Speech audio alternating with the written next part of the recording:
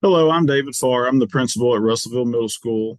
Thank you for jumping on and watching our Smart Start Monday community information session so that we can discuss this initiative that is taking place this school year at Russellville School District. Thank you very much for being here. This is our agenda for today's session. We're going to talk about what professional learning communities are. And then we're going to talk about where Smart Start Mondays kind of initiated. And then there will be a question and answer session because this is a virtual option. There will be a QR code at the end of the presentation that you can scan and submit questions to the district and get a response to those questions, as well as the district landing page for Smart Start Mondays. That information will be shared as well at the end of the presentation today. So starting off, what is a professional learning community? So the term professional learning community has been in schools for quite some time. A PLC is an opportunity for educators to come together and to collaborate, not just to lesson plan, but to identify what we want students to know or be able to do. To then talk about how we're going to ensure that they're learning what we've set out for them to learn. Next is what do we do or how do we respond if our students are not learning? And then finally, what do we do if and when our students have learned the information that we've set out? So in other words, how do we push them to the next level in terms of their depth of knowledge and understanding? And so those four questions: what do we want students to know, be able to do? How are we going to assess them? What do we do when they haven't learned it? And what do we do when they have learned it? Those four questions are at the root of a professional learning community, and all the work that is centered around those collaborative teams goes back and points to one of those four questions. And so a professional learning community is very different from what a lot of people think of traditional school, and traditional school being that we teach the information and that if the students learn it, great, some will, some won't, and that we will just kind of continue to move along. With professional learning community, what happens is we identify students that were unable to learn the information, and then through the group, through the collaborative team, we're able to build very meaningful interventions that are very targeted to get that student back on track. And so when you talk about a professional learning community, you'll hear the terms guaranteed and viable curriculum. And what guaranteed means is that there's a set of standards in each of our content areas that our teaching staff will identify to say that we will ensure that our students, not just that we've taught this, but our students have learned this at the appropriate rigor, at the appropriate depth of knowledge for their grade level. And so guaranteed also means that every student has the same access to that curriculum and to that instruction. And so it doesn't matter what school you go to, et cetera, et cetera. You are going to have the same access to that information and ensuring that you're learning at a high level. That's another learning at high levels. That's another cornerstone of a professional learning community. So it is the mission of a professional learning community to ensure that all students learn at high levels. So that is the work of a professional learning community. PLCs are not something that's new to our district. It's something that we've been doing for the past several years in every building around the district. And we've gotten to a place where our teaching staff knows that this is good work, that this is the right work. We're able to look at student by student, skill by skill, identify what those gaps and what those barriers are for kids, and then make a plan in order to address those things. Or like I said, maybe it's a group of students who they have the information. They're unchallenged in the current rigor and the current level of the content. And so trying to push those students forward and a little bit deeper into their level of knowledge and understanding. And so, again, this is not something that's new in our district. We've been doing this for the past several years, but we're to the point now where our teaching staff has said, okay, hey, we believe in this work. We believe this is the right thing to do, but we just don't have enough time. And so PLCs have been meeting the past few years during prep periods where and if there is a common prep after school, before school. And so it's just been kind of different everywhere, and there's been pockets of it that have been taking place. And so PLCs benefit students in the way of kind of like I had just discussed. It is ensuring that students learn at high levels, and it is student by student, skill by skill, based on what the data is telling us, okay? So it's not a feel, I think that kids have this, or I believe that this student understands, but it is what the data says based on the assessment that I have given, and then that informs my practice in terms of how to respond. How do PLCs benefit the staff? Well, as far as a classroom teacher goes, traditionally classroom teachers have kind of been a silo. You go into your classroom, you close the door, and you teach. With a professional learning community, what you are able to do is to put educators, teams of educators together to collaborate so that they can learn from one another, and not just learn this little strategy or that little activity, but to learn best practice from one another. And that is based on what the student data says. And so if we just think kind of simple terms here, if we both say I have another teacher that teaches the same content as me, and we give a common assessment together, and 90% of her students are proficient on that assessment, and 60% of my students are proficient on that assessment. What a great opportunity to have a conversation around best practice, okay? And through that conversation, through that collaborative conversation, my own efficacy as an educator, my toolbox, my abilities are expanding. And so a professional learning community, it grows your staff members. It creates best practice. It builds each of your teaching staff, every one of your teaching staff in all of your buildings. Another thing is professional learning communities and the PLCs. It ensures that, especially when we talk about Smart Start Mondays, it's going to give us an opportunity to ensure that things flow from grade to grade to grade. So for instance, from 4th grade into 5th grade, ensuring that that content is aligned and that we're preparing our 4th graders to be successful 5th graders. Same thing from 5th into 6th, and et cetera, et cetera. And so that trajectory in education we call vertical alignment. And so just ensuring that there's no gaps or no holes in the foundation of a child's education. How PLCs connect with Smart Start Mondays. And so again, we have a staff that believes in the work, but need time. They need time in order to ensure that these things are taking place. And so the need was then communicated from the staff to administration that, hey, we believe in this work. This is the right work. We believe that all students can learn at high levels. We believe in the data and responding to what the data is telling us. We just need time. And if you look at the graphic over on the right-hand side, you'll see how the district goals, how those district goals feed into the building SMART goals, which then feed into the goals of our teams, our English team, our math team, our science teams, for instance. Those district goals feed into the school goals, which then feed into those team goals, which then teaching teams create goals for students. And you can see how those things are cyclical.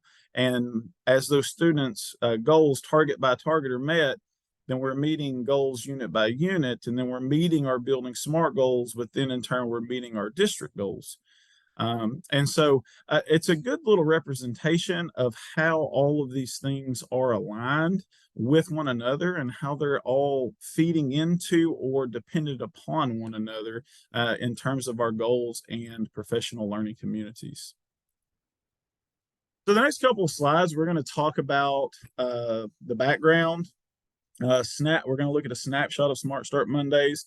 We're going to talk about early drop-off, transportation, instructional time, and then the benefits of Smart Start Mondays.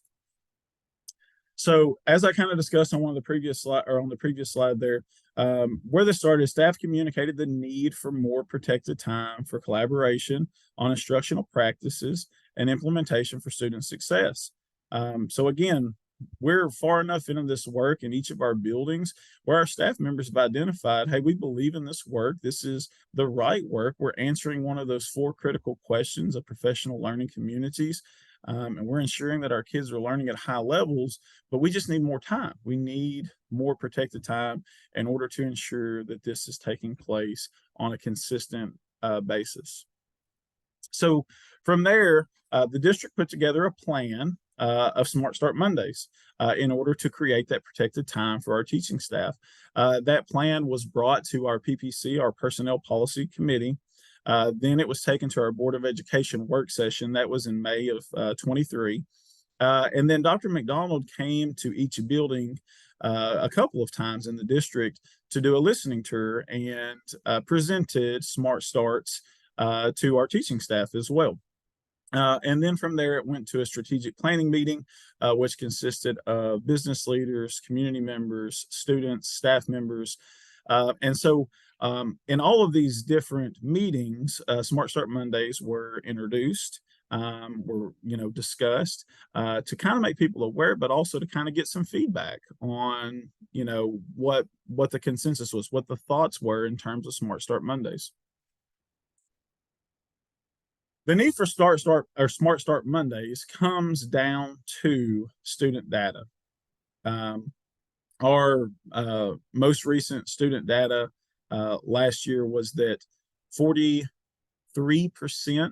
of our students district-wide are reading at or above grade level. So that means 57-ish% of our students are reading below grade level. And so I think it's important to kind of identify the why. I'm talking about data. I'm talking about looking at what the data is telling us.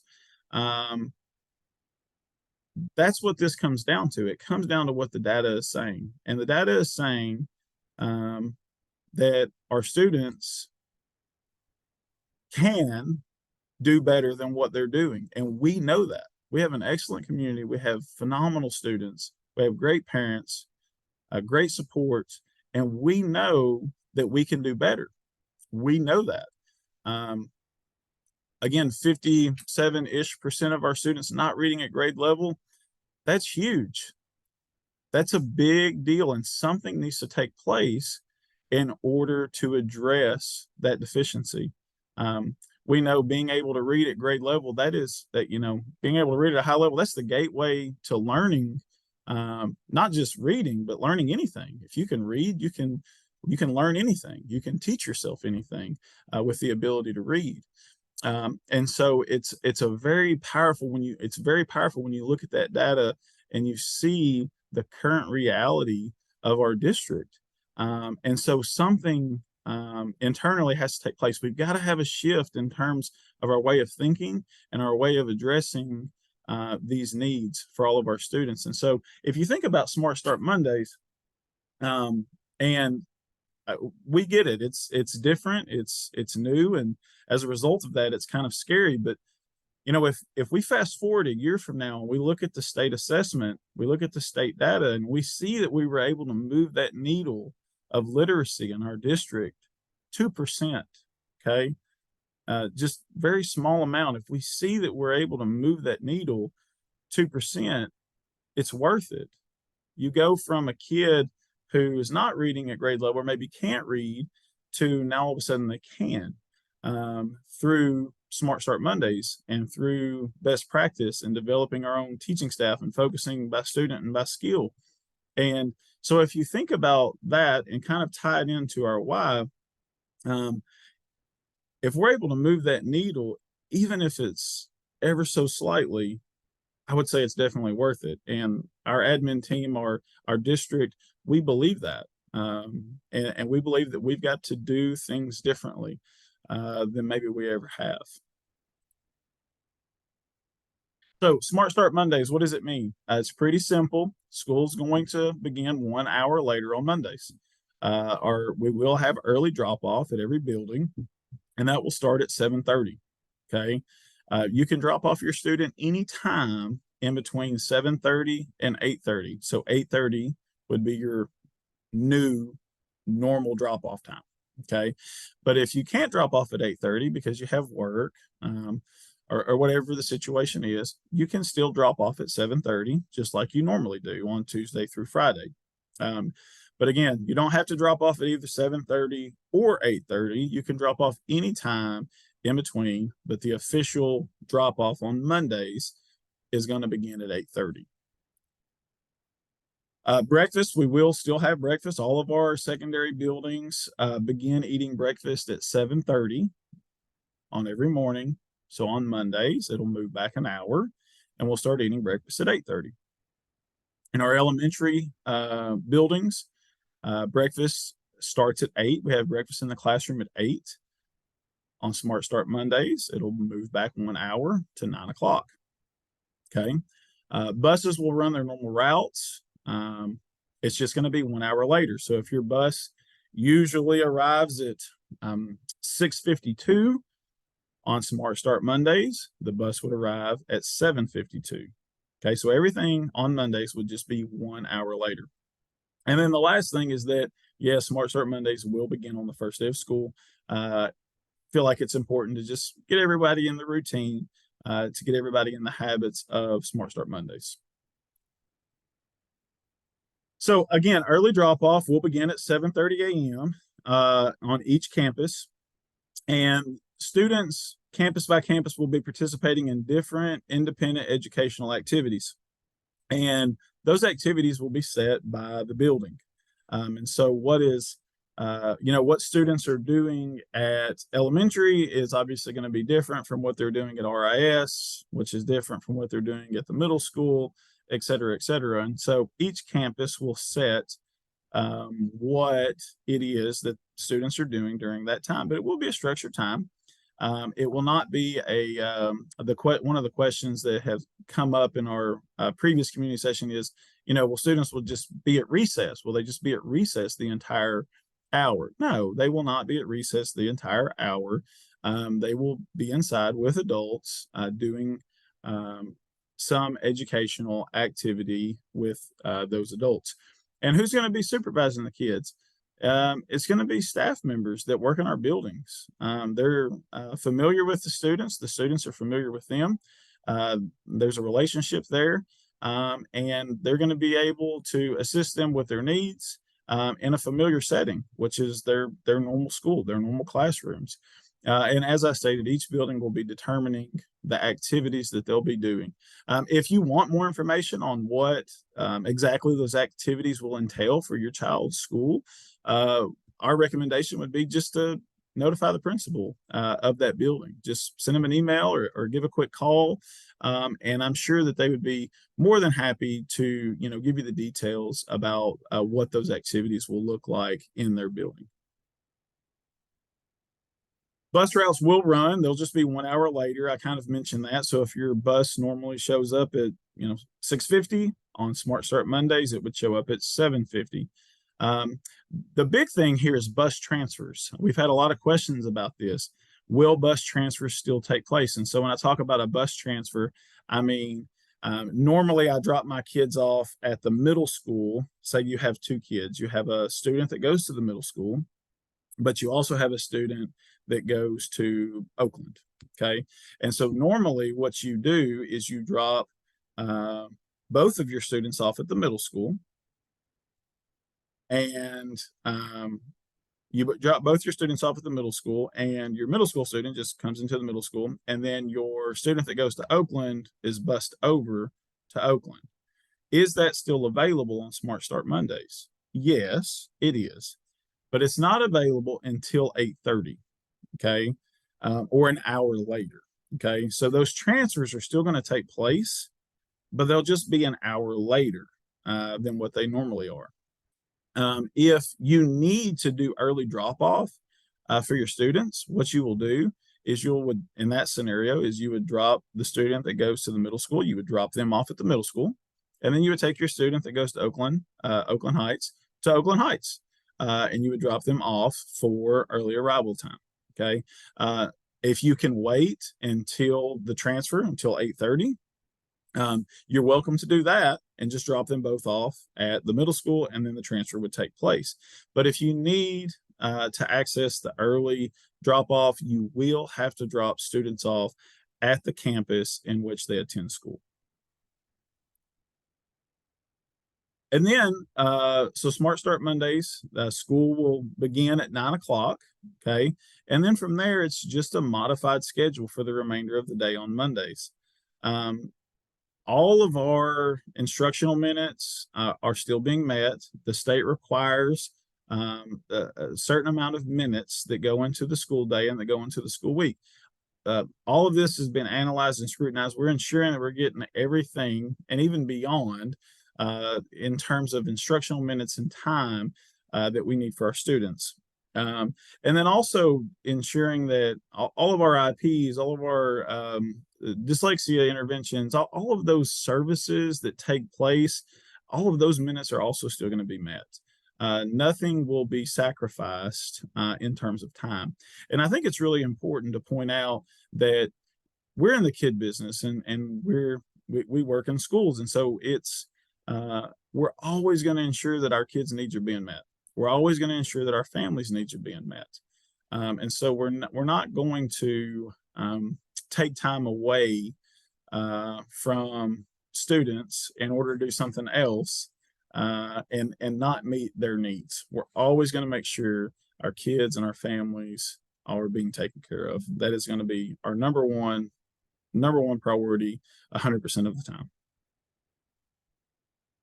So Smart Start Mondays, the thing to know is that this is a student-focused initiative. I talked about some of the benefits for the staff. I talked about what professional learning communities are.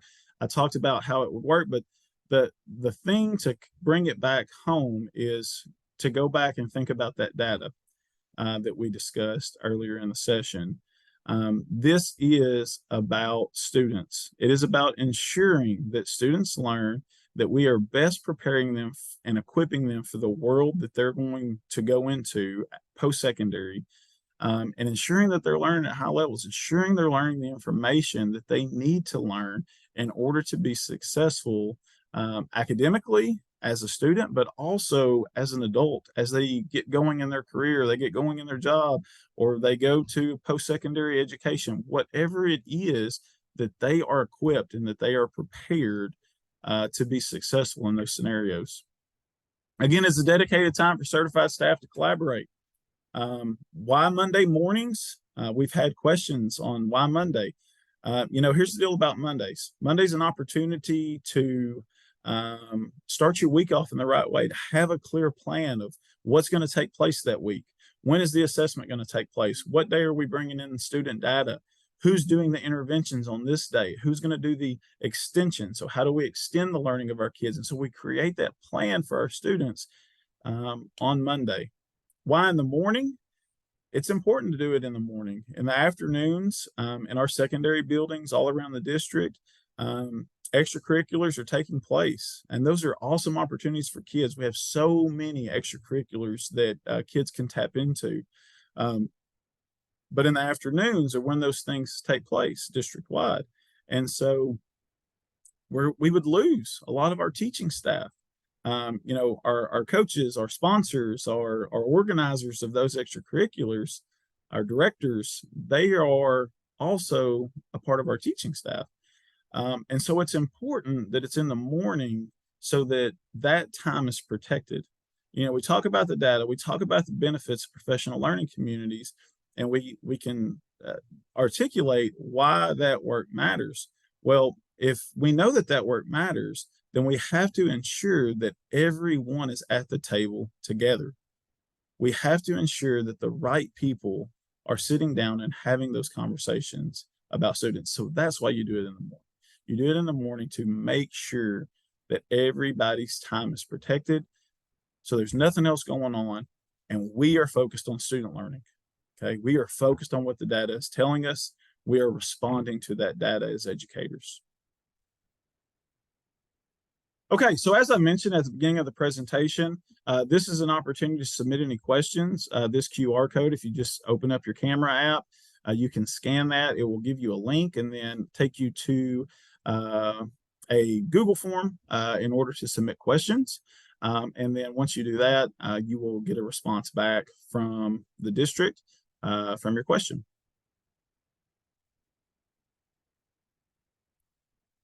And then the last thing I want to share with you is this QR code. This is linked into our Smart Start Mondays landing page that our district has put together. So this is a great resource. There's a lot of frequently asked questions that are that have already been answered on this landing page.